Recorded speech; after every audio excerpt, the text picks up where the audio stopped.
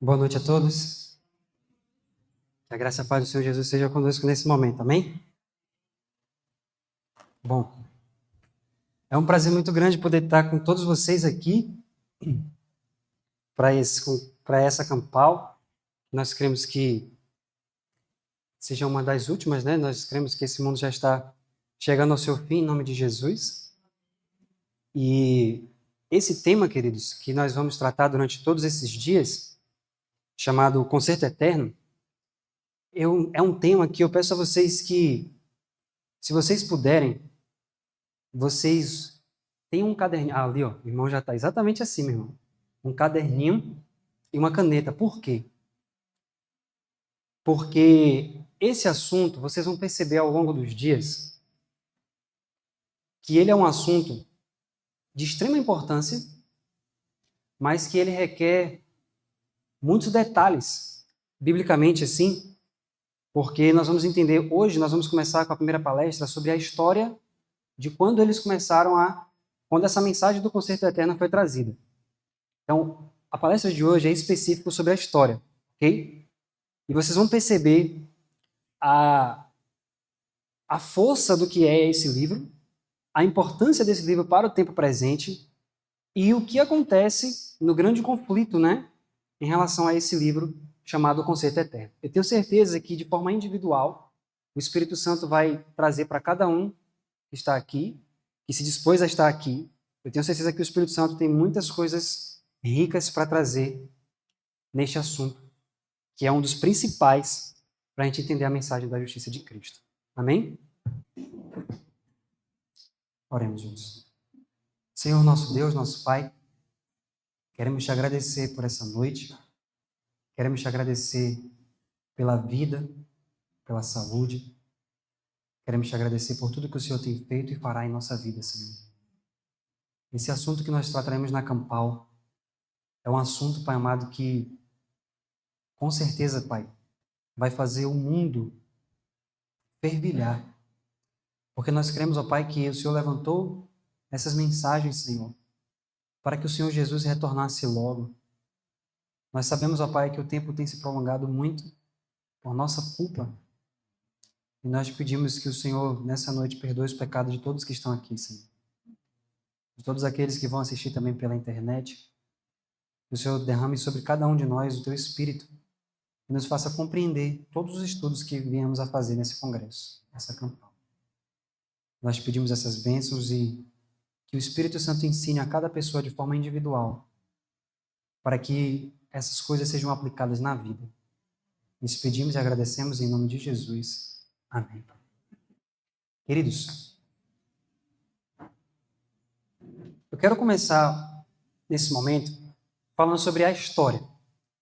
Para quem nunca viu esse livro, essa imagem que está à esquerda aí é a capa desse livro que até hoje, né, até então no Brasil, nós temos disponível ele em PDF, ok? Então esse livro aí é a capa dele, né, que tem aí, qualquer um pode encontrar ele em PDF, e esse aqui do lado é o autor, que é o Egan. Bom, eu quero mostrar para vocês detalhes da história desse livro. Para você que nunca viu esse livro, nunca leu, não sabe a importância desse livro, nessa campal você vai perceber, para a honra e glória do nosso Deus, que é mais do que urgente você começar a ler esse livro se você nunca leu ele. Ou se você já leu, nós iremos trazer novas perspectivas aqui pela graça do nosso Senhor Jesus. O primeiro livro que eu quero citar é um livro chamado Anunciando o Alto Clamor. Todos vocês devem... Alguém não conhece esse livro? Todos conhecem. A senhora conhece? Não conhece, ok. Então eu vou comentar um pouco sobre ele. O livro Anunciando o Alto Clamor são palestras de um pregador que até hoje ele está vivo, né? Chamado Cameron Scofield. Ele esteve conosco aqui esse ano, né? Esse ano. E esse livro aqui foi mais ou menos um resumo de palestras dele de 2010 em diante. Nesse livro, Anunciando o Alto Clamor, ele cita o livro Concerto Eterno. E olha o que ele diz. E a gente vai começar a partir daqui. Ele diz assim: o livro O Concerto Eterno foi uma brilhante obra escrita por L. Wagner. No encontro de 1888 em Minneapolis, ele comunicou a mensagem de justificação pela fé de maneira mais simplificada.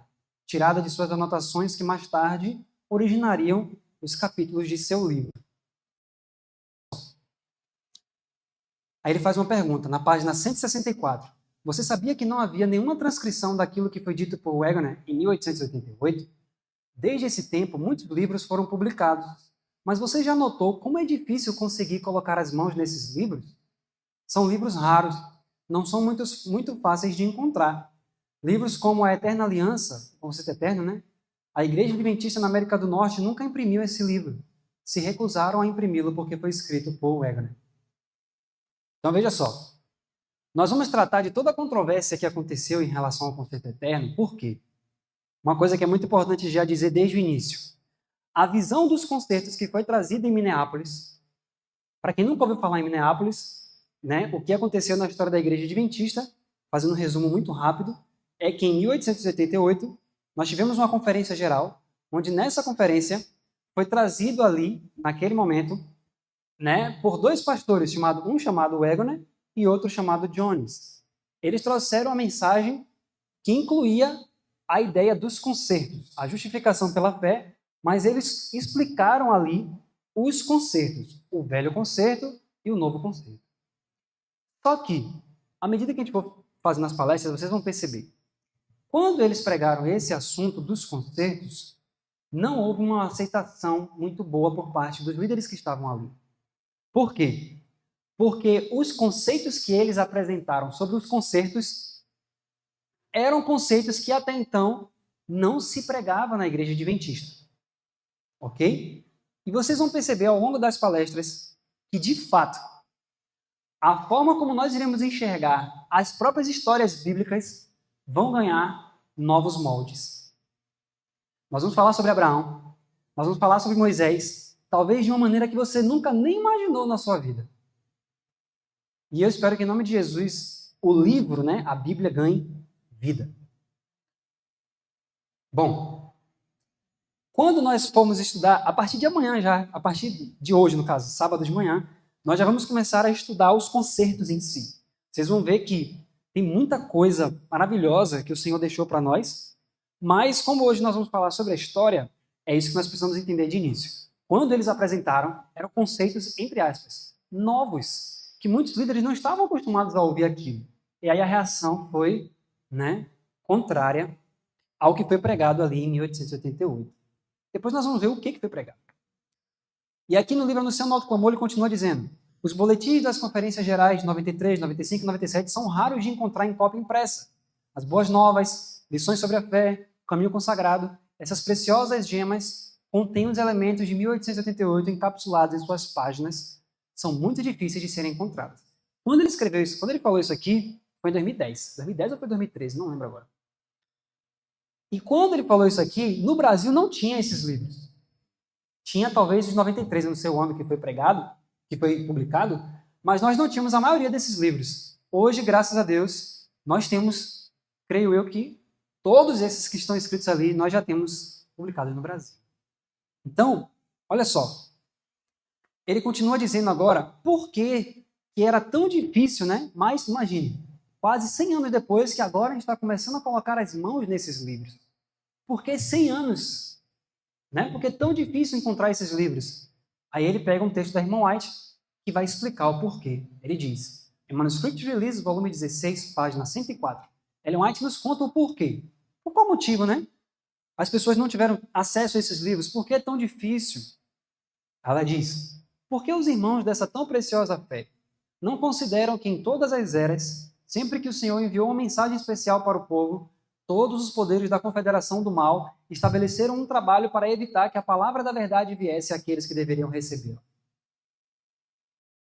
Vocês conseguiram entender o porquê que é tão difícil encontrar muitas vezes esses livros?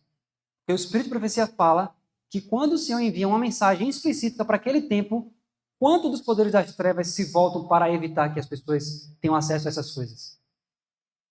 Quanto do poder do mal? Todos. Todos os poderes do mal, da confederação do mal, estabeleceram um trabalho para que as pessoas não conheçam essas coisas. Então nós vamos ver diferentes aspectos, nós vamos ver um prisma nessa noite do que o maligno fez lá atrás, que faz até hoje, para evitar com que as pessoas tenham contato, inclusive com esse livro. Ele vai contar exatamente sobre esse livro aqui. Ok? Ele diz, esse foi o problema, depois que ele cita a irmã White. Preste bastante atenção, porque hoje, como é uma parte histórica, você precisa saber a raiz histórica para você entender quando nós formos entrar na Bíblia, você vai enxergar coisas, né, que foram trazidas pelos mensageiros, que eu creio, né, que vai ser maravilhosa descoberta para você também. Ele diz, esse foi o problema. Em 1888, e nos ministérios das décadas subsequentes, houve uma mensagem especial para o povo. E por ser uma mensagem especial, todos os poderes da confederação do mal colocaram em ordem empecilhos para evitar que a verdade alcançasse aqueles que a deveriam receber. Então, ou seja, desde que a mensagem, né, a luz dos concertos foi dada, Satanás ele tem colocado diversos empecilhos, diversas coisas. Nós vamos ver alguns desses empecilhos hoje. Diversos empecilhos para que as pessoas que precisam entender essa luz não tenham vontade de estudar essas coisas. Para que elas não tenham vontade de buscar essas coisas. Para que elas achem essas coisas, isso aí é só mais um assunto, não tem tanto... Que diferença vai fazer se eu ler ou não? Então nós vamos ver o porquê e como que ele faz isso. Veja só. Em 1895, Wegener escreveu uma carta para Ellen White. E olha o que ele disse na carta. Ele diz assim, ó, eu tenho um livro que não sai da minha cabeça desde aquele primeiro inverno que ensinei em Battle Creek em 1889, 1890. Comecei a escrever um manuscrito 3 anos atrás e reescrevi tudo que eu havia escrito e tenho reescrevido de tempos em tempos, mas tenho sido impedido de terminar. Então, essa carta ele diz para Ellen White assim, olha, comecei a escrever um manuscrito, comecei a escrever sobre um assunto e eu estou tentando desde 89 e 90. Então, 5 anos depois ele fala, olha, e aqui foi dia 31 de dezembro, ou seja, quase 6 anos depois, ele ainda estava tentando escrever para poder juntar toda a luz, né, que ele tinha trazido sobre, a gente vai ver que é sobre os concertos, mas ele não estava conseguindo. E aí ele continua a carta dizendo o seguinte, poderia dizer que escrevi 40 páginas de manuscrito datilografado naquele inverno, mas joguei tudo fora muito tempo atrás, desde que o assunto se tornou ainda mais claro para mim. Eu vou só dar uma pausa aqui. Quantos aqui já viram um livro chamado Materiais de 1888, volume 1? Quantos aqui já viram esse livro? Ok. Se você for ver, bem no início do livro, tem uma parte, quando começa uma controvérsia em Minneapolis, em 88, o anjo aparece para Ellen White e fala assim, olha, nem o Wegener, nem Butler, nem um lado nem outro tem toda a luz sobre o assunto de Gálatas, né? Da lei em Gálatas. E o Wegener viu isso, ele recebeu esse testemunho. Então, o que foi que ele fez? Ele continuou cada vez, já foi um poder muito grande em Minneapolis. Tanto que, para quem já leu o livro Anunciando o Alto Clamor, já deve ter lido que, se o povo tivesse ali, né, aqueles líderes tivessem entendido aquela mensagem dentro de Minneapolis, estudado ela e levado para o mundo, Jesus voltaria 2 anos depois. Mas Jesus não voltou. Então, o que aconteceu? O próprio Wegener, ele diz, olha, eu tenho estudado cada vez mais esse assunto. Aí eu escrevi 40 páginas, aí eu disse, não, agora eu entendi ainda mais, então agora eu vou escrever mais. E assim ele foi fazendo, e assim ele foi fazendo, e assim ele foi fazendo. Aí continuando. É sobre a eterna aliança, ou o concerto eterno, contido nas promessas de Deus a Israel. Eu recentemente fui capaz de escrever mais sobre o assunto, e a luz brilha tão claramente agora que eu sinto que o Senhor quer que eu termine de uma vez. Então veja, ele disse, agora eu preciso terminar esse assunto. Eu sei que Obrigado. Eu sei que o Senhor quer que eu termine isso. E aí, terminando a carta, ele fala, espero logo estar livre da rotina de trabalho por algum tempo para finalizar o livro. Quando estiver pronto, enviarei uma cópia para a Austrália para ser examinado. Esse livro que ele está se referindo aqui é o Concerto Eterno. Ok? Então, ele estava escrevendo, reescrevendo. Cada vez mais que ele entendia, ele escrevia mais, jogava fora, escrevia mais. Até que, o que ele fez? Quando ele ia enviar para se tornar um livro, ele pensou, não, vou colocar ele em forma de artigos. Então, em vez de colocar o livro de vez, ele foi colocando na Present Truth, na revista Verdade Presente, ele foi colocando semana após semana um capítulo do livro. E aí, Ellen White leu esses capítulos, 96, 97 ali mais ou menos, e ela disse o seguinte, escrevo a você, aqui é a carta dela para Wegener, em 26 de agosto de 1898. Ela diz, escrevo a você porque eu quero que você, e o Willie White é da mesma opinião também, venha nos visitar na Austrália, achamos Verdade Presente, que era o periódico, né? Present Truth, a melhor revista já publicada pelo nosso povo. Então, Ellen White, ela foi lendo, né? Ela lia tanto a Signs of the Times como a Present Truth também, as edições que saíam semanalmente, e ela acompanhou, né, toda essa trajetória que o Wagner veio trazendo sobre o concerto eterno, a aliança de Deus com Israel. Agora, olha só. Na época, o presidente da Associação Geral era esse homem aqui, ó, A.G. Daniels. A.G. Daniels, ele escreve uma carta para Willie White, em 1902, e essa carta está no livro Anunciando o Alto Clamor também, na página 184. Ele diz o seguinte, aqui é o presidente da Associação Geral, ele fala, eu não sei se você examinou esse livro cuidadosamente ou não. O próprio nome, o Concerto Eterno, sugere o âmbito, nos leva ao próprio coração do grandioso Evangelho de Cristo. Abre o plano de Deus para salvar o mundo pela graça mediante a fé em Cristo. Bate naquele ponto da reforma, a saber, a justificação pela fé. Mostra a fraqueza e a loucura das alianças das obras. O livro realmente lida com a importante questão que agitou o nosso povo em Minneapolis, e até onde sei, é a única obra-prima que foi escrita sobre o assunto desde a Conferência de Minneapolis. Muito foi escrito sobre esse assunto em nossas revistas pelo irmão White, irmão Wagner e irmão Jones, mas o Concerto Eterno é o único extenso trabalho que já foi produzido. A obra já foi impressa há 2 anos. Cópias foram enviadas aos Estados Unidos, mas muito poucas mesmo. Aqueles que leram o livro concordam em proclamá-lo como a mais excelente produção. Nós vamos falar um pouco mais da história do livro, né, do que aconteceu também logo depois. Falhei, aqui ainda é o presidente, falhei em não me referir ao fato que muita influência tem sido feita nos estados centrais e ocidentais contra a luz que veio até nós em Minneapolis. Creio que estamos causando verdadeiro mal ao nosso povo ao mantê-los afastados dessa luz. Vou parar aqui, ó. Veja que, olha só, o presidente estava dizendo, olha, está sendo feito, está acontecendo influências contra a luz desse livro, contra essa luz que foi dada para nós. Por quê?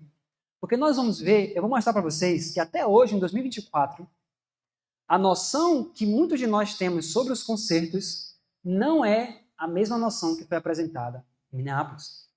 Nós precisamos aprender o que foi trazido ali em 88 para que a gente possa compreender como levar essa luz para o mundo. Porque essa luz vai iluminar o mundo. O Espírito de Profecia fala, a gente vai ver isso. Olha só. Eles não estão lendo sobre o assunto. E os ministros em quem julgam poder confiar estão a entregar-lhes erro e escuridão por verdade e luz. Não há dúvida sobre isso. Alguns deles estão fortemente dispostos ao lado dos que se opõem à luz de Minneapolis. É fato que alguns dos nossos ministros mais jovens não são livres para pregar sobre a justificação pela fé tão plenamente como desejam assim me reportar. Estou profundamente convencido de que algo precisa ser feito para trazer uma inundação de luz. E desconheço que haja um livro que faça melhor esse papel de referência fora da Bíblia do que o livro do irmão Wagner. Essa carta ele escreveu para o filho de Ellen White, em 1902. Veja, o mundo precisa dessa luz. Precisamos entregar essa luz para o mundo inteiro. Mas como nós vamos entregar uma luz se a gente ainda não conhece essa luz? Então nós precisamos conhecer acerca desse assunto, o concerto eterno, porque quando nós conhecemos esse assunto do concerto eterno e formos apresentar para as pessoas de fora da igreja também, elas vão ver uma inundação de luz. E a gente vai perceber que, à medida que você vai entendendo os conceitos, você olha para a história bíblica de Abraão, de Moisés, de Josué e de outras, toda a perspectiva muda. Toda a perspectiva muda. Vamos continuar. E aí o Cameron, agora no livro dele, página 174, ele diz: eu descobri que o Concerto Eterno é um livro poderoso. Se existem coisas nas Escrituras que você achou difícil de entender, você precisa ler esse livro. É como um molho de chaves que destranca aquelas passagens aparentemente contraditórias. É um livro que explica tantas coisas, mas é um livro que o maligno procura manter longe da nossa atenção. Por exemplo, quantos aqui já se perguntaram sobre aquela história de Faraó? Por que Faraó, a Bíblia fala que Deus endureceu o coração de Faraó? Né? Parecendo que Deus, quando Deus chega para Faraó e fala assim, foi para isso que eu coloquei você aí, para mostrar o meu poder em você. Quando a gente lê muitas vezes, fica parecendo que Deus queria que aquilo realmente acontecesse. Que ele endurecesse mesmo o coração, porque o próprio Deus fez isso, e ele ia lá e ia aplicar o poder dele em cima de Faraó. Mas quando você lê o conceito eterno, a perspectiva se amplia de uma maneira inimaginável. Ok, agora eu vou falar da controvérsia. Quando o Wagner escreveu esse livro, O Concerto Eterno, muitos pastores da época que ouviram a mensagem dele acharam um absurdo. Eu não sei se está aqui, mas eu vou mostrar para vocês, inclusive, livros que foram escritos por pastores adventistas depois que o Wagner pregou, desfazendo a luz que foi apresentada em Minneapolis. Só que, o que é importante, veja só, quando o Wagner apresentou os 2 concertos, ele disse, olha, Deus nunca quis 2 concertos. Ele apresentou isso. Nunca foi vontade de Deus que houvesse 2 concertos. Deus só queria um concerto. Na mente de Deus não existe 2 concertos. Só existe um. Aí o povo falou, o quê? Como assim? Esse foi um ponto. Teve vários pontos, né, que a gente vai ver ao longo dos dias. Mas quando os pastores começaram a ouvir aquilo, eles começaram a discordar. Não, peraí, não. Por exemplo, em 89, eu vou mostrar para vocês, quando o John estava de pé pregando sobre esse assunto que a gente vai falar aqui na Campal, um dos pastores foi tão indelicado que Ellen White teve que repreender ele. Porque era como se John estivesse pregando ali e ele, não. Então veja que isso aconteceu no passado. Então, só que o que aconteceu? O volume, queridos, da controvérsia foi aumentando de tal forma que a maioria do nosso povo que esteve ali naquelas regiões sabia do que tinha acontecido em Minneapolis. E os pastores começaram a sair falando, né, contra a luz de Wagner nas igrejas. Aí sabe o que aconteceu? O povo começou a pensar, quem está certo? Pensem comigo. Projetem a mente de vocês lá para o passado. Vocês estão vendo 2 pastores pregando uma mensagem que, até então, todos os outros não estavam pregando daquela forma. E aí a maioria dos pastores se levanta contra. E aí fica uma luz que muitos viram que havia poder nessa mensagem, mas viram, mas peraí, se a mensagem está correta, por que tantos líderes estão se voltando contra? Quem está certo afinal? Aí começou o burburinho. E esse burburinho foi passando para vários lugares. Será que o Wagner está certo? Será que Underwood, que era um dos pastores, está certo? Será que o Uri Smith está certo nessa questão? Será que Butler está certo? Quem está certo afinal? Até que acontece isso aqui, ó. Ellen White escreve uma carta em 1890, quando esse assunto dos concertos foi apresentado, que os pastores começaram a escrever, né? Eles se juntaram entre eles, a gente vai ver isso. Eles se juntaram entre eles para dizer assim, ó, vamos formular materiais contra esse livro, né? Contra as visões que o Wagner trouxe no Concerto Eterno, porque isso aí está errado. Até que Cristo dá essa visão para Ellen White, olha só. Ellen White escreve para Uri Smith. Na noite retrasada, o Senhor abriu muitas coisas à minha mente. Foi claramente revelado qual tem sido a sua influência, a influência de Uri Smith, e como ela se manifestou em Minneapolis. Você tem fortalecido as mãos e as mentes de homens como Larson, que estava escrevendo contra Wagner, visões diferentes, Porter, esse aqui eu vou falar dele mais à frente, Larson, Porter, Dan Jones, Eldridge, Morrison e Nicola, além de muitos outros. Todos citam você e o inimigo da justiça observa isso com satisfação. Satanás ficava muito satisfeito. Por quê? Porque a mensagem estava sendo apresentada. Mas aí o Uri Smith escrevia para Morrison, que escrevia para Nicola, que escrevia para Eldridge, que escrevia para Larson, e falava assim, rapaz, esse negócio aí tá... Depois eu vou mostrar para vocês o que eles faziam pessoalmente entre si. Então, eles escreviam um para o outro e falavam assim, rapaz, eu não concordo com isso aí não. Rapaz, isso aí está errado. Isso aí é uma loucura. Como eu vou mostrar para vocês um livro que foi escrito falando sobre isso. E Ellen White diz, olha, Uri Smith, você que está fortalecendo esses homens a fazerem isso que eles estão fazendo. Só que ela continua dizendo assim, por meio de sua influência, você está fazendo o mesmo que outros homens já fizeram antes, fechando a porta para a sua própria alma. Assim, se Deus enviasse luz do céu, nenhum raio dela penetraria em sua alma, porque você mesmo fechou a porta para que a luz não tivesse acesso. Não trabalhe tão arduamente para realizar exatamente a obra que Satanás está fazendo. Essa obra foi realizada em Minneapolis. Satanás triunfou. E essa mesma obra tem sido feita aqui em Battle Creek. O que Satanás fez em Minneapolis? Para quem já leu o material de 88 vai ver.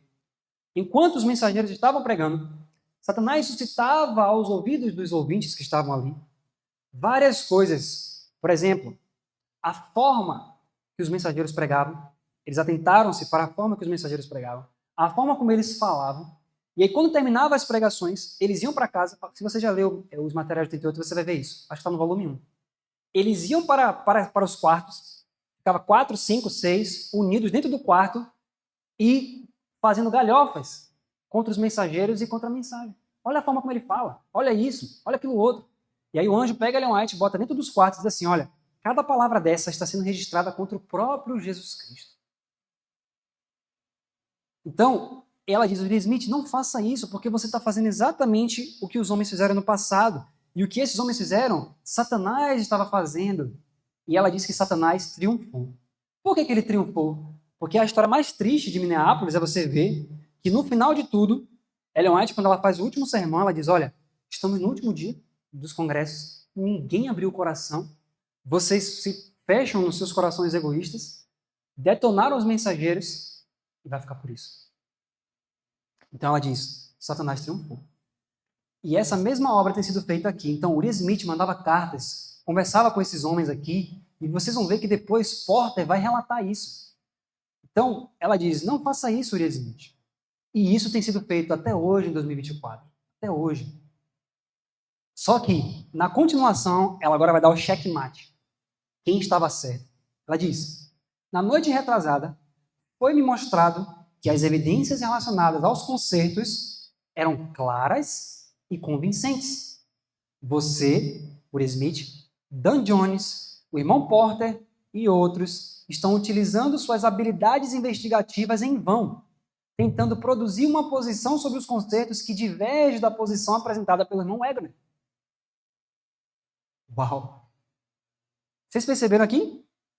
Eles estavam se unindo entre eles, fazendo reuniões, estudando, investigando o assunto para produzir um livro para combater o livro Concerto Eterno.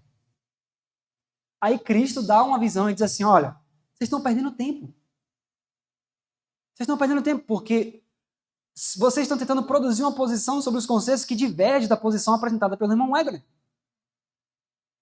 Talvez, ao longo dessa campal, quando vocês virem o que é a luz de 88 sobre os concertos, talvez você vai dizer assim, eu nunca imaginaria isso. Talvez você vai dizer assim, eu nunca nem ouvi isso. E nós vamos mostrar para vocês, patriarcas e profetas, e vocês vão ver a comparação que nós vamos fazer entre os livros de Wagner e o que foi escrito por Ellen White.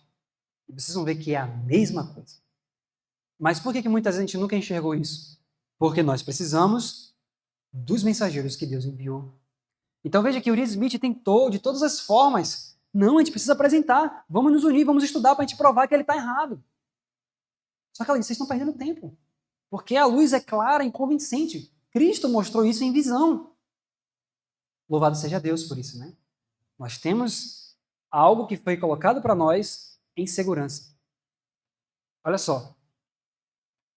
Quando você recebeu a verdadeira luz que brilha, não deveria ter imitado ou seguido o mesmo tipo de interpretação e deturpação das escrituras que os judeus fizeram. Eles lidaram com questões que poderiam ser usadas como um meio de confundir e desorientar as mentes. Isso aqui, queridos, é muito forte. Sabe o que eles começaram a fazer? Preste atenção, ó. Quando você recebeu a verdadeira luz, você não deveria ter imitado ou seguido o mesmo tipo de interpretação e deturpação das escrituras que os judeus fizeram. Eles lidaram com questões que poderiam ser usadas como um meio de confundir e desorientar as mentes. Olha o que estava acontecendo. Eles estavam vendo o Wagner pregar sobre o concerto eterno, mostrando tudo ali. Aí eles fizeram o seguinte, bom, não só eles falavam sobre os concertos, mas eles começaram a levantar questões que eles sabiam que iam confundir e desorientar as pessoas. Então veja, além de dizer assim, ó, ele está errado nesse ponto dos concertos, eles traziam outras questões que eles sabiam que iam confundir a mente do povo. Para quê? Para o povo ficar assim, não, isso aí senão está trazendo muita confusão. E aí apartar o povo dos ensinos de Wagner. Tanto é que vocês vão ver que até nas escolas eles disseram, ó, se o Jones e o Wagner forem professores das escolas, eu não quero estar lá. Vocês vão ver isso. Eu não quero estar lá, meus filhos não vão para aquela escola. Apesar do Espírito de Profecia estar mostrando, né, em relação aos concertos. E ela continua. A questão do concerto é clara e seria aceita por toda mente sincera e desprovida de preconceito. Contudo, fui levado a um ponto onde o Senhor me deu um entendimento mais profundo sobre esse assunto. Você se afastou da luz evidente, porque temia que a questão da lei em Gálatas tivesse de ser aceita. Veja, o problema de Uri Smith não era necessariamente o conceito eterno. É porque ele já tinha tido um embate com o Wegener sobre a lei em Gálatas. Aí ele falou, peraí, se o que o Wegener escreve no livro Conceito Eterno está certo, o povo vai aceitar essa luz e eles vão ver que eu estava errado nesse assunto aqui. Não. Então eu vou levantar outras questões para o povo ficar contra o Wegener, contra o livro de Wegener, e assim se debandar dessa mensagem. Vocês perceberam um dos empecilhos que estava sendo levantado pelo inimigo? Então é assim que Satanás trabalha, queridos. Ele sempre trabalha assim, gerando divisões. Olha só. Aqui é uma versão que nós temos vendido na Amazon da Editora dos Pioneiros. Eles traduziram como Aliança Eterna. Essa Aliança Eterna é uma versão do conceito eterno que foi feita por Ron Duffield. E eu quero mostrar para vocês alguns detalhes que ele traz aqui no prefácio do livro dele. Veja só. Tudo que nós estamos mostrando aqui é muito importante você entender, porque é a história da nossa igreja. E o Espírito Profecia fala que nós não temos nada a temer quanto ao futuro, a menos que a gente esqueça do que aconteceu no passado. Isso não é só em nossa vida normal, é em relação à nossa igreja também. Nós precisamos saber que essas coisas aconteceram. Então eu quero mostrar alguns detalhes que Ron Duffield traz em relação ao conceito eterno. Veja só. Em algum momento de 94 ou início de 95, Wegener submeteu a parte concluída de seu manuscrito ao Comitê de Livros da Conferência Geral. O Comitê de Livros havia sido formado em 87 com o propósito de melhorar a qualidade da literatura adventista e unificar a publicação de livros de todas as editoras na América do Norte. Infelizmente, o comitê se tornou uma maldição e não uma bênção. Por quê? Eles se juntaram, os líderes da igreja, para dizer, olha, agora nós vamos decidir como é que vai ser publicado, o que não vai ser. E aí, quando isso aconteceu, o que é que eles fizeram com o livro de Wegener? Olha só. Em 1895, após manter o manuscrito de Wegener por algum tempo, um dos membros do comitê de livros deu um parecer negativo sobre sua publicação. Olha só, ele já estava com o livro na mão há um tempo. Do nada, quando ele resolveu falar sobre o livro, aí ele disse, ó, lamento ter mantido por tanto tempo esse manuscrito do Elder Wegener, pastor Wegener, sobre a aliança eterna. Tenho algumas críticas a fazer. Não posso apresentá-las em detalhes, porque o que eu tenho a criticar está presente em todos os artigos. Pense aí. Em todos os capítulos ele tinha uma coisa para contra-argumentar, dizendo, está errado. Isso aqui foi Wilcox. E ele escreveu isso aqui para F.D. Starr. Então veja, queridos, é isso que aconteceu. Esse aqui eu estou contando para vocês a história do início do livro. Desde o início desse livro, críticas, comentários, né? Sempre foi colocado. Mas o que é que o Espírito Profecia falou, né? Deus mostrou. A visão sobre os conceitos, as coisas relacionadas à aliança são claras e convincentes. A luz está correta. Ok? Então, quando nós formos estudar, a gente vai mostrar aqui direitinho o que é a visão do conceito eterno. A visão de que é um conceito só. Deus nunca quis isso, de dois conceitos. E outros detalhes mais que nós vamos ver também. Então é isso, eu estou contando para vocês a história do livro. O que aconteceu, a controvérsia que já é desde o início da publicação desse livro. Outra coisa. Wilcox, então, dedicou as 5 páginas seguintes para expressar suas preocupações com o manuscrito, concluindo a seguinte observação. Olha só o que ele diz. Tenho muitas pequenas críticas, mas todas elas são secundárias em comparação com a principal crítica que fiz. Ainda assim, estou certo de que há objeções sérias à publicação desse manuscrito em forma de livro em sua forma atual. É verdade, verdade preciosa. Contém muitas coisas excelentes que nunca foram escritas sobre o assunto, mas, ao meu ver, também contém aquilo que é errôneo. Aqui que está a questão. Queridos, tem uma coisa que dizem que é assim, ó. O que é pior? Quando você está bebendo um suco, o que seria pior para você? Encontrar um besouro no suco ou na comida? Você está ali comendo, digamos, arroz com feijão. E você botou alguma coisa que é crocante ali. Aí você está ali comendo, de repente, 2 situações. O que é pior? Ver um besouro ali ou metade de um besouro? O que é pior? Pense direitinho. que seria pior para você? Ver um besouro ou metade de um besouro ali? Por que metade? Porque pressupõe-se o quê? Se tem metade, provavelmente eu já engoli a outra metade. Então, olha só. Quando ele diz assim, tem verdades aí, tem coisas que são excelentes, mas também contém aquilo que é ruim. Aí você chega para uma pessoa que nunca leu e fala assim, meu irmão, tem muita coisa boa, mas tem muita coisa aí que é errônea. Aí você joga no Ásia. Uma parte você já comeu. Digamos que você já leu. Aí a pessoa fala assim, tem muita coisa que é errônea. Bom, eita, eu já comi uma parte, estou ouvindo a outra aqui. E aí você vai ficar com aquilo na mente, mas o que é errado? O que é certo, então? E aí, na dúvida, o que é que muitas vezes você vai fazer? Não vou nem ler. Percebe? Se eu não sei o que é que está certo, o que é que está errado, e ele está dizendo para mim, tem muita coisa boa, mas também tem o que é ruim. É por isso que Cristo teve que intervir com uma visão. Porque se os líderes... Veja, você tem Urias Smith, Nicola, você tem Porter, você tem Morrison, você tem Wilcox, tem tantos deles que dizem assim, não, tem coisa boa, mas também tem muito erro. Mas se fulano que é, PhD, que é isso, que é aquilo, está dizendo isso, que tem um pouquinho de erro, tem uma mistura, é sutil, um exemplo. Você já fica com aquilo na mente, rapaz, então não vou nem ler. Não vou nem ler, porque se tem coisa errada nesse livro, isso nós estamos falando da primeira versão do livro ainda. Ainda vou falar sobre a outra questão mais à frente. Então veja, por quê? Porque na visão tradicional até então da igreja adventista, não se ensinava que Deus só tinha um conceito. Aí talvez você pense, mas gente, o que isso muda na minha caminhada cristã? Talvez você olhe isso agora de noite e pense assim, sim, mas isso aí não tem diferença nenhuma. O que tem a ver eu saber que Deus tem dois conceitos ou tem um conceito? Vai mudar o quê na minha vida? Não vai mudar nada. Muda tudo. Nós vamos ver. E até para dar estudo bíblico, vocês vão perceber textos da Bíblia que muda radicalmente a forma de você enxergar aquilo.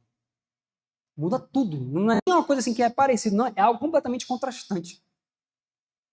E vocês vão ver que até hoje, em 2024, a visão trazida em Minneapolis não foi bem aceita e não é ensinada de forma ampla hoje na igreja. Vocês vão ver isso. Quando a gente começar a ver os textos, a gente começar a ver as coisas, vocês vão perceber isso. Então, era isso que vocês percebem, que é o contexto geral do que estava acontecendo em relação a esse livro? Era isso que estava acontecendo. Nós vamos ver mais detalhes aqui. Ellen White, então, escreve uma carta para Wagner, em 1898.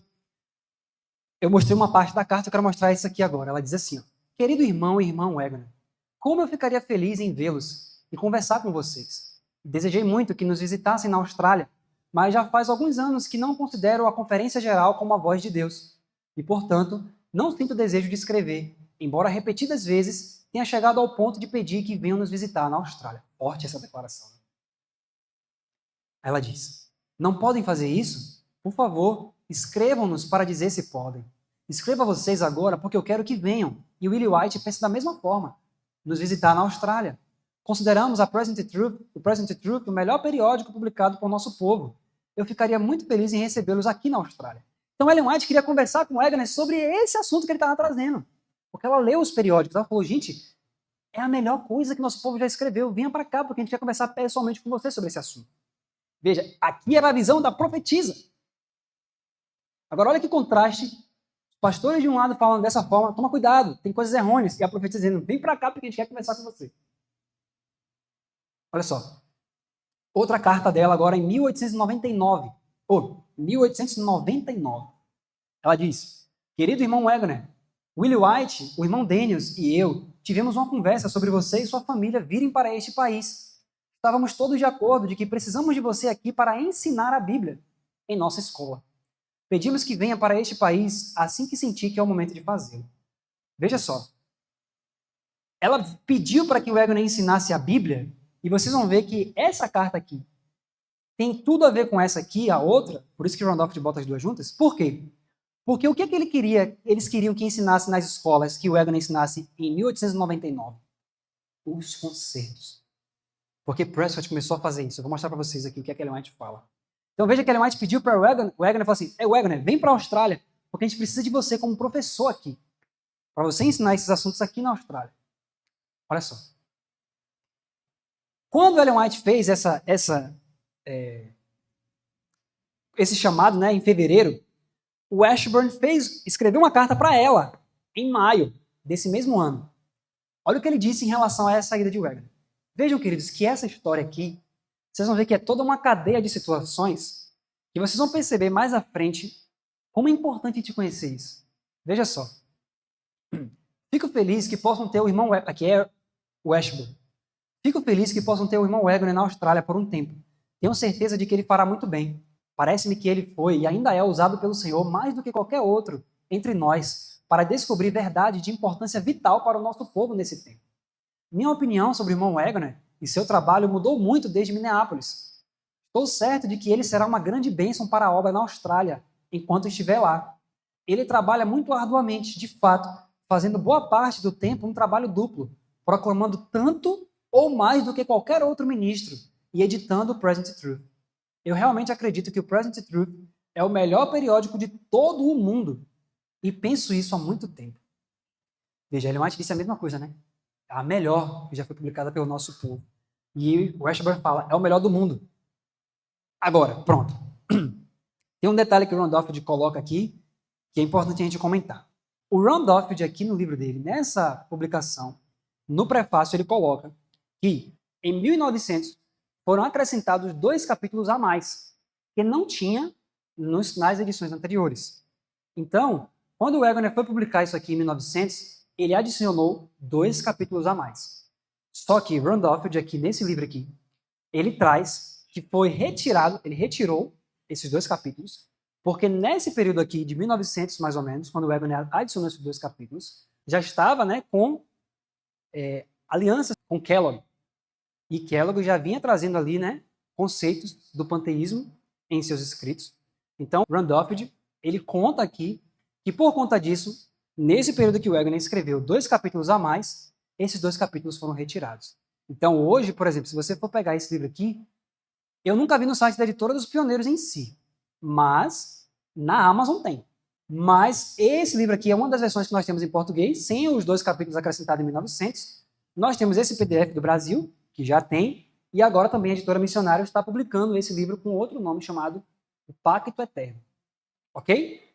E esse Pacto Eterno eles estão publicando em 2 volumes. Volume 1, que vai até um determinado capítulo, e o volume 2, que vai até outro determinado capítulo.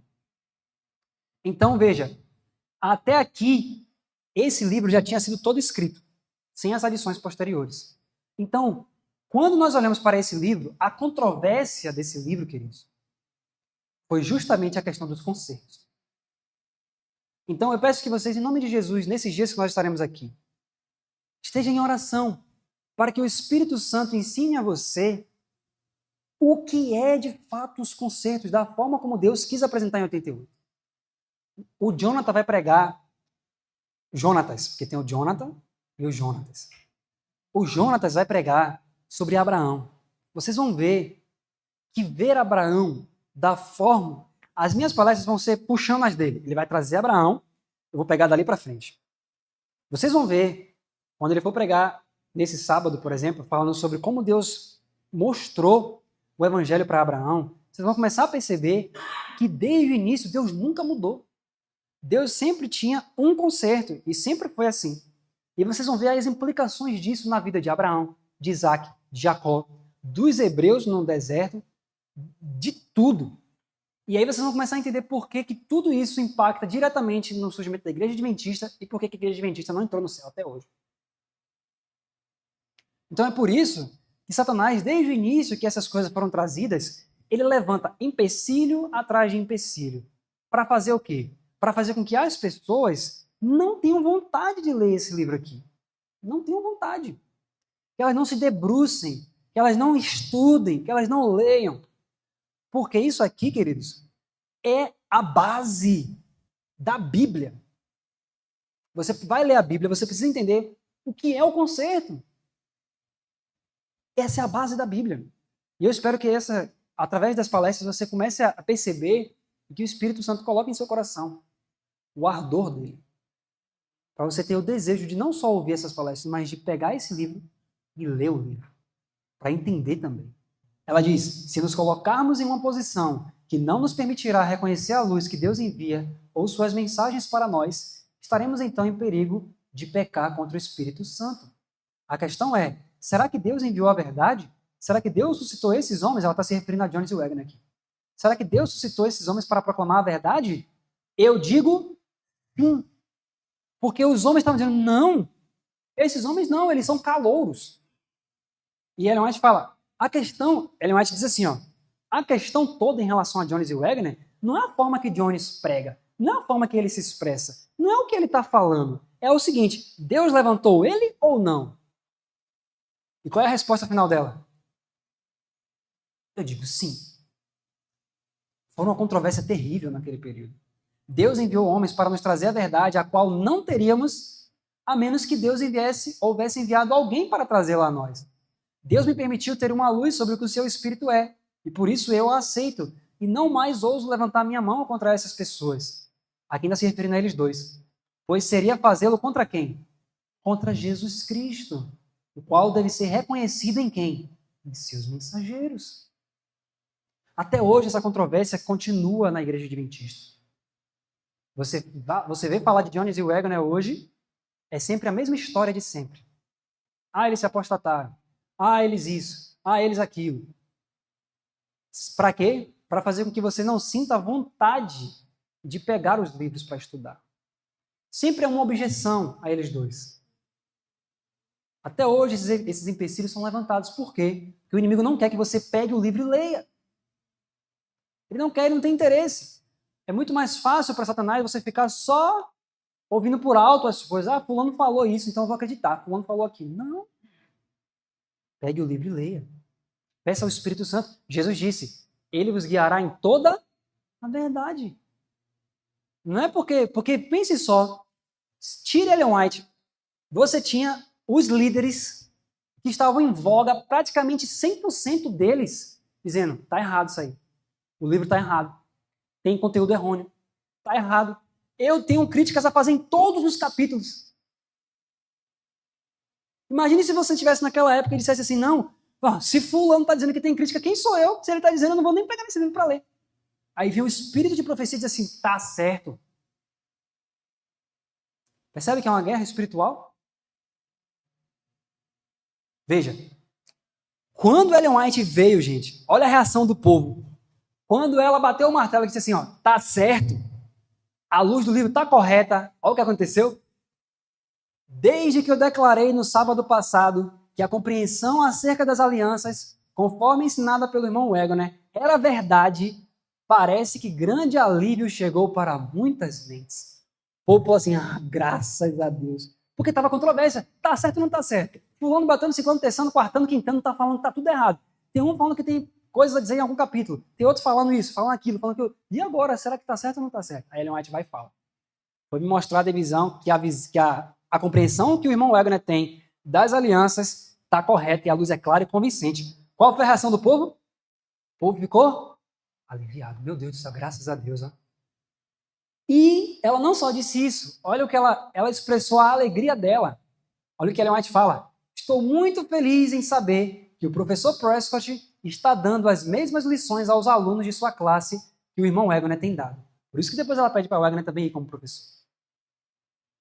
Estou muito feliz porque Prescott leu o Conceito Eterno, falou, rapaz, é isso, a luz é essa, então eu vou ensinar isso agora para os alunos. Quando Ellen White ficou sabendo que ele estava dando aula sobre os conceitos eternos, sobre o Conceito Eterno, da mesma forma que o Wagner estava apresentando, ela ficou como? Feliz. Mas você acha que os líderes da época estavam felizes? Não. Tanto que eles disseram, se botar eles para ensinar, nossos filhos não vão para lá. Preconceito. Porque eles ficavam em Minneapolis, cochichando um falando do outro. Mas olha a forma dele de falar. Mas olha isso. Mas olha aquilo outro. Olha mais aquilo outro. A ponto da profecia dizer, tá correto. Ele disse, mesmo assim, não vai. Se botar o Wagner para falar lá, meu filho não vai para essa escola. Que isso, gente? Você percebeu que a coisa virou um problema pessoal com os mensageiros? Satanás, ele sempre faz isso. E aí ele diz, ele está apresentando as alianças. João acha que é apresentado de maneira clara e convincente. Estou inclinado a pensar que o irmão Prescott recebeu o testemunho, embora ele não estivesse presente quando eu fiz essa declaração. Achei que era a hora de tomar minha posição e estou feliz, porque o Senhor me incentivou a dar o testemunho que dei. Jesus disse, Ellen White, dê o testemunho, dê o seu parecer agora sobre o livro. Fale. E ela deu.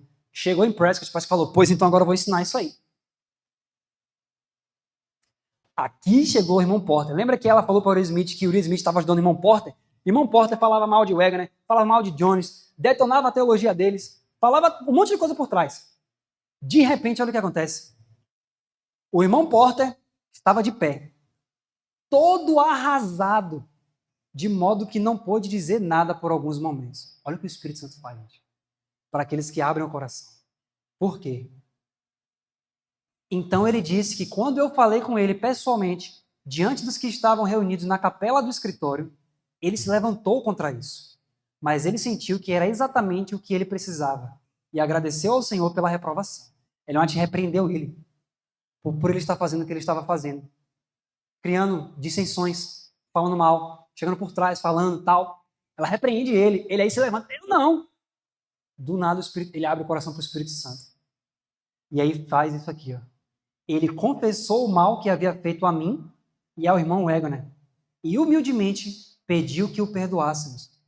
Ele disse que não conseguia ver com clareza em todos os pontos com relação aos concertos, mas que andaria humildemente diante de Deus, seguiria Jesus e buscaria a luz o tempo todo. Isso aqui é arrepiante. Porter, ele estava falando mal de Wagner, falando mal de Ellen White, por Ellen White estar apoiando Wagner, acabando com a teologia de Wagner, pregando contra. De repente, quando o Espírito, ele abre o coração para o Espírito Santo fala assim, ó, você está fazendo isso. Você está agindo de forma errada. Você está detonando seu irmão pelas costas. Ele aí levanta e na frente de todo mundo diz, olha, eu quero pedir perdão. Apesar de que eu ainda não consigo enxergar que tudo que o Wagner está falando ali nos concertos, que isso seja verdade, porque não bate com a teologia que eu aprendi. Mas eu peço perdão pelo que eu fiz. Só o Espírito Santo pode fazer isso, gente. Só o Espírito Santo pode fazer isso.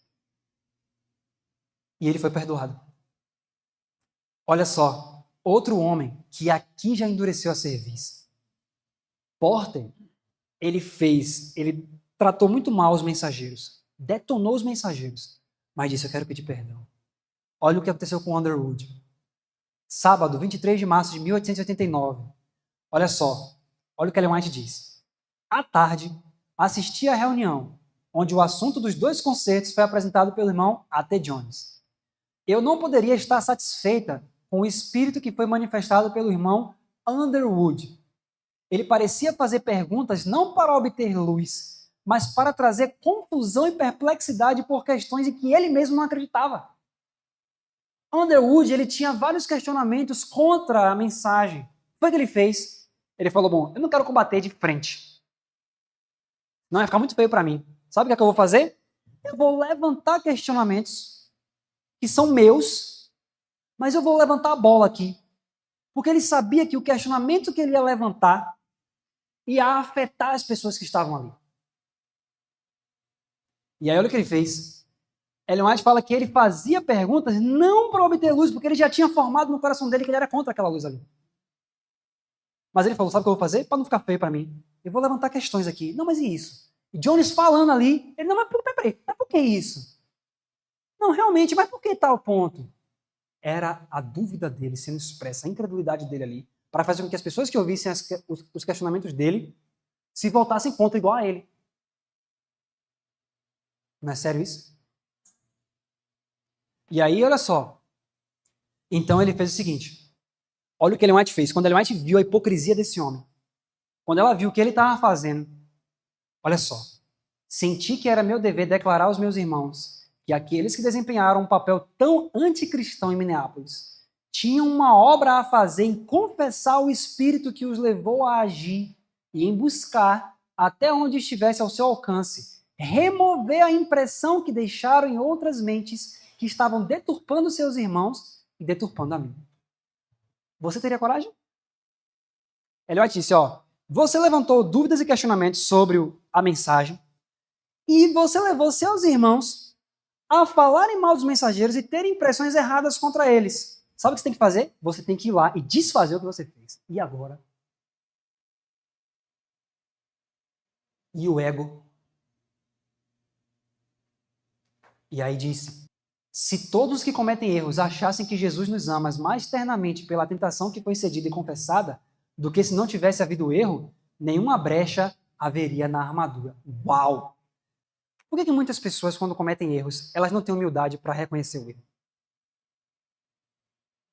Porque no fundo, o problema aqui, central delas, não é com seus irmãos.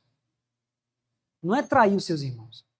É que ela não acredita que Jesus vai amá-la muito mais quando ela confessar aquele pecado. Ela não acredita nisso. Ela pensa que Deus vai deixar ela de lado. Você fez isso e Deus vai jogar ela de lado. Então, como ela fica numa inimizade com o Senhor, ela permanece em inimizade com seus irmãos. E foi isso que aconteceu aqui. Só que, mesmo Ellen White dizendo tudo isso aqui, queridos, ela levantou e disse: ó, o que você está fazendo está errado. Você está levantando questionamentos que você sabe que você não crê, só para colocar dúvida no coração dos irmãos. Ele recebeu o testemunho. Fez alguma diferença? Não. Anos depois, foi escrito um livro. Não foi só ele, né? Mas outros estavam lá e ouviram o que Ellen White falou. Mas, anos depois, foi escrito um livro chamado A Lei e os Concertos. Olha qual era outro problema em relação ao conceito eterno. Qual era o problema? Ele escreveu esse livro e falou assim, ó: muita confusão tem existido sobre as promessas do Antigo e Novo Concerto. Alguns têm afirmado, alguns aqui ele estava dando uma indireta para Wagner e Jones. Alguns têm afirmado que o Antigo Concerto consistia principalmente nas promessas do povo. E isso está bem longe da verdade. Nós vamos estudar isso.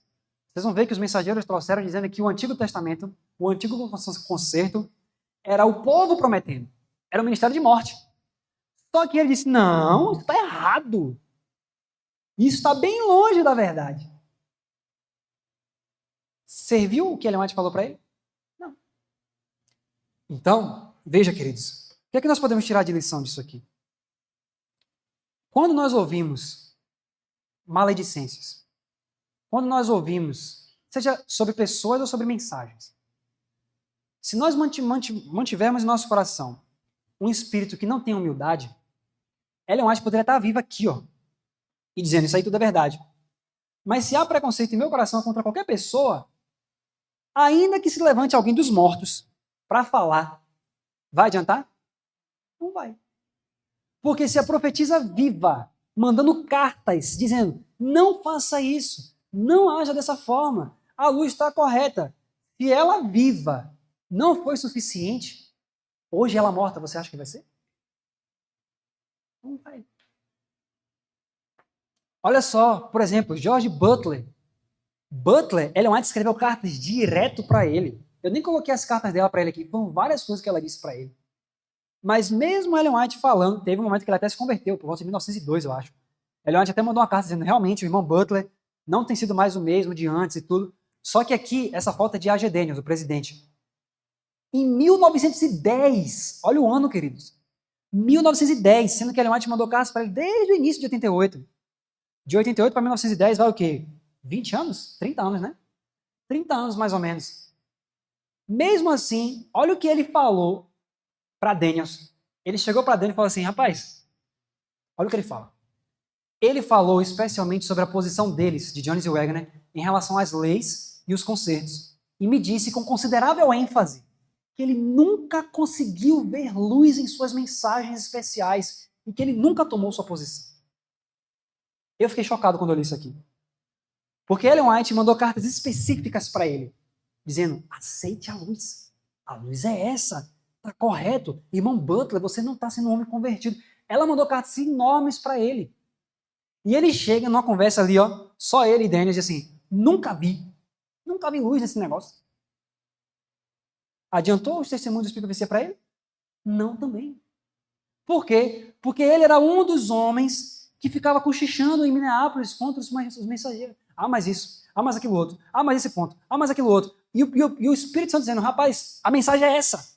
Não, mas se fosse verdade, como é que seria verdade? Tinha uma das coisas que falavam contra Jones era assim, ó, se a mensagem é de Deus e esse homem está cheio do Espírito Santo, como é que ele fala de uma forma tão assim forte? Como é que ele fala de uma forma tão rude assim? Não pode ser o Espírito Santo. Julgavam o mensageiro, segundo os moldes deles. Não, mas se fosse o Espírito Santo, como é que esse homem aí está pregando e está trazendo coisas que ninguém acredita praticamente? Uma das coisas que eles falavam. E aí veja que Daniel ficou até chocado a ponto de ele escrever uma carta para Willie White dizendo assim, rapaz, ele me disse até com considerável ênfase, nunca vi luz nesse negócio. Olha a data, queridos, 1910. Muito sério isso. Agora, eu vou fazer uma pergunta. Por que você acha que Butler... eu já até comentei, né? Mas eu vou mostrar para vocês. Por que você acha que Butler, 30 anos depois, recebendo centenas de cartas de Ellen White, por que você acha que mesmo assim ele não quis ouvir? Olha a carta que ela escreve para Haley. Olha isso aqui, queridos. Preste atenção nessa carta. Ellen White escreve para Haley no dia 9 de dezembro de 1888. Olha o que ela diz para ele, para Haley. Ela diz assim, o irmão Butler escreveu-me uma carta com o mais singular significado e fez declarações maravilhosamente fortes nela. Ele chamou esses homens a quem Deus designou para fazer uma obra especial de seus calouros na causa. Além disso, ele disse que recebeu cartas do norte e do centro da Califórnia, dizendo que não mandariam seus filhos para a faculdade se os pontos de vista de Wagner e Jones fossem trazidos. Bem, eu não vou tentar contar tudo sobre isso, mas sei que você foi alguém que escreveu cartas de advertência ao irmão Butler. Olha aqui o raio-x do problema. Vocês vão ver ainda, vou mostrar mais coisas aqui. Em vez de Ellen White se dirigir diretamente a Butler, ela diz o seguinte, Haley, você é o culpado. Sabe por quê? Porque Butler não está querendo ouvir a mensagem porque você ficou falando coisa para Butler. E ela vai e diz assim para ele, irmão Haley, é melhor que olhemos para Deus e confiemos em Deus. As ideias que você deu ao pastor Butler podem ter colocado o Dr. Wagner, Jones, Willie e eu em uma falsa luz e colocou. Veja, queridos, sempre foi um ataque pessoal. Ele mandava cartas para Butler dizendo, rapaz, tem que tomar cuidado porque eu acho que eles estão andando por uma vereda assim que é complicada. Olha, Ellen White está sendo muito influenciada por eles, a ponto de eles dizerem, eu acho que está aqui, que até as orações que Ellen White fazia, gente, quando Ellen White orava, eles falavam, suas orações, irmão White, estão sendo assim porque você está sendo influenciada por Wagner. Achava que era indireta, achava que era um monte de coisa. Mas por quê? Porque um irmão falou, ei, vamos pensar sobre isso aqui. Isso aqui. Fulano é isso. É assim que Satanás levanta os empecilhos. Aí ela diz, a informação que vinha da costa do Pacífico trazia grande peso. Acho que sabemos melhor com que tipo de obreiros estamos lidando, porque julgam ter razão ao acharem que vão trair os irmãos, criar suspeitas e desconfiança, ao invés de procurar promover a paz e a harmonia entre as duas grandes instituições do Oriente e do Ocidente. Então, eles traíam os irmãos e achavam assim, eu estou fazendo certo. Porque o que eles estão trazendo aí é heresia. Então, eu vou falar mal deles, vou destruir eles, porque eu destruindo a imagem deles, os irmãos não vão querer ouvir eles.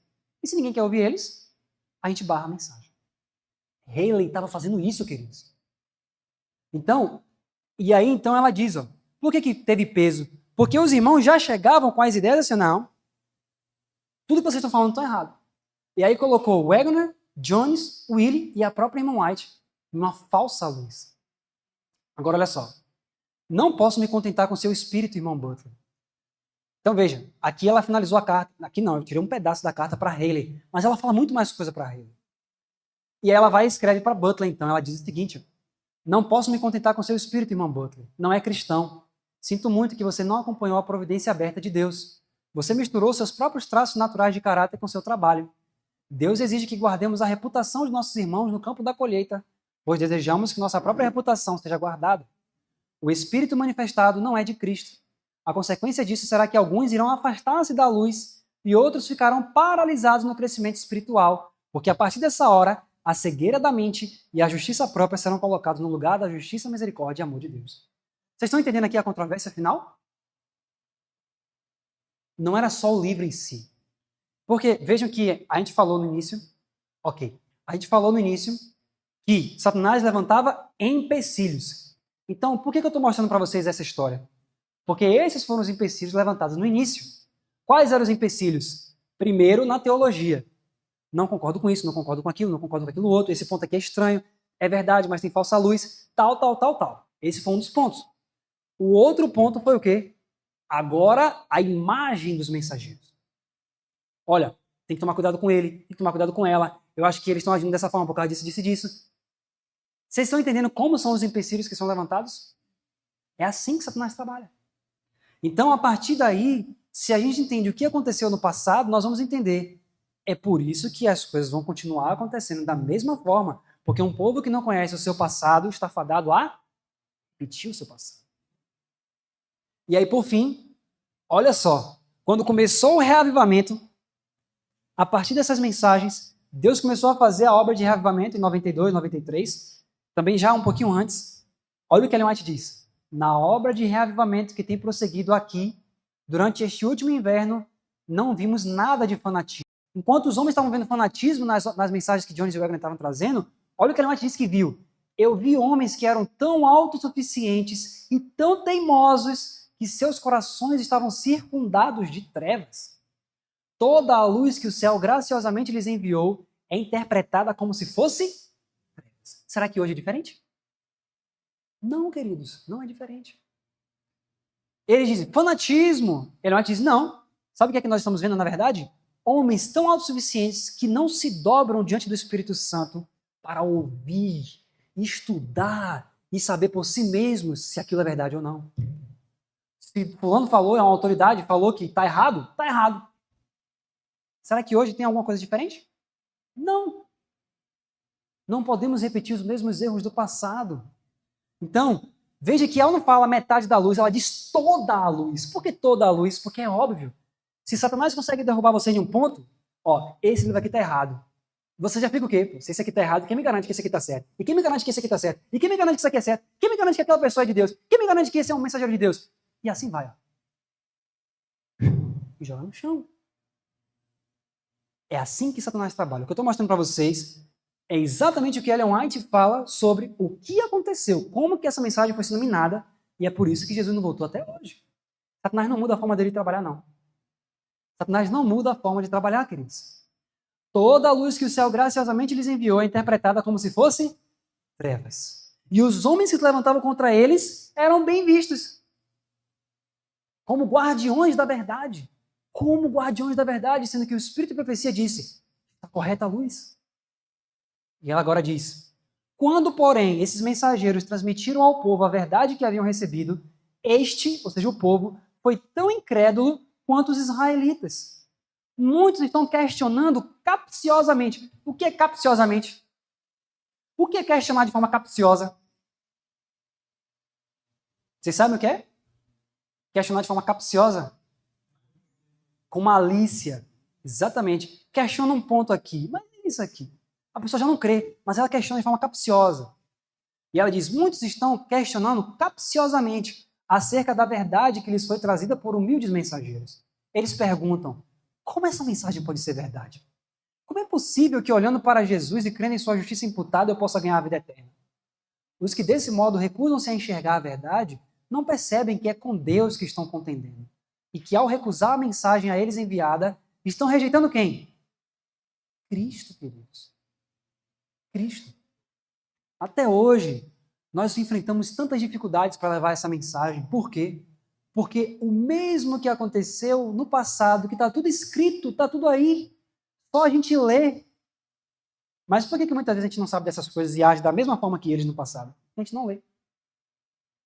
Nós temos esses materiais, nós não queremos ler esses materiais. Muitas vezes o que a gente faz? Não, para mim é muito mais cômodo eu ouvir alguém falar. Fulano já estudou, me diga aí porque você já estudou, me fale. Que caminho eu devo seguir? Não, queridos. Você precisa abrir o livro, em vez de perder tempo com celular, em vez de perder tempo com coisas triviais, leia o livro. Porque está tudo aí. E foi assim que eles fizeram no passado. E foi assim que Satanás atuou. Então, essa história que nós contamos hoje é todo o grande conflito que envolve o livro O Concerto Eterno. E você viu que esse conflito não envolve só o conceito eterno, mas envolve o conceito eterno, envolve todas as mensagens que foram trazidas por esses mensageiros em 1888. E por isso que eu digo a vocês, pela graça do nosso Senhor Jesus, quando vocês vierem para as palestras, venham com caneta e papel. Porque nós vamos ver muita coisa das Escrituras. Nós vamos abrir as Escrituras, nós vamos ler o Antigo Testamento, e você vai perceber que o que aconteceu em Atos 7 vai acontecer de novo. Como assim? Por que Estevão foi apedrejado? Estevão estava falando mal de alguém? Estevão estava deturpando alguém? Estava falando mal do irmão? Estevão estava pregando alguma heresia? O que Estevão fez? Nosso pai Abraão saiu da Mesopotâmia, fez isso, fez aquilo outro, a terra era isso, isso, isso. Ele demonstrou uma teologia que é exatamente o que leva na atrás de 88, que naquela época para os judeus aquilo era um absurdo. O que não? E aquilo foi tão ruim para eles ouvirem que eles pegaram pedras e mataram Estevão. Por quê? Porque Estevão mostrou o conceito eterno da forma como ele é. Isso fez com que os judeus matassem Estevão. E esse é um assunto, queridos, nós precisamos compreender. E em nome de Jesus, nessa campal, nós vamos compreender detalhes sobre essas coisas. Então, esteja em atitude de oração. Todo preconceito, tudo que o diabo tenta colocar em nosso coração, que saia daqui, em nome de Jesus. E que nós possamos abrir o coração para entender detalhadamente nas Escrituras tudo que está escrito. E pela graça de Jesus, nós teremos uma grande experiência com o Senhor aqui nessa campal.